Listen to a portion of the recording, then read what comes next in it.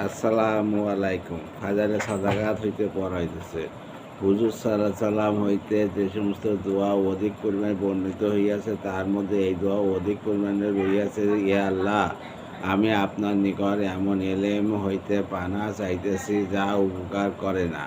হুজুর সাল্লাল্লাহু সাল্লাম ইরশাদ করিয়াছেন, কিয়ামতের দিন এক ব্যক্তিকে অর্থাৎ এক শ্রেণীর লোকদেরকে চাই ওই শ্রেণীর যত লোকই হোক না কেন উপস্থিত করা হইবে এবং যাহাকে জাহান্নামে নিক্ষেপ করা হইবে, উহাতে তাহার নাড়িভুঁড়ি বাহির হইয়া পড়িবে, আর সে উহা চতুর্দিকে এমনভাবে ঘুরিতে থাকিবে যেমন গাধা যাতার চতুর্পাশে ঘোরে, অর্থাৎ যেমন গাধা, গরু ইত্যাদি আটা পিসার চাকরির চতুর্দিকে ঘুরতে থাকে। জাহান্নামের লোকেরা তাহার চতুর্দিকে জমা হইয়া যাইবে এবং তাহাকে জিজ্ঞাসা করিবে, তোমার কি হইল?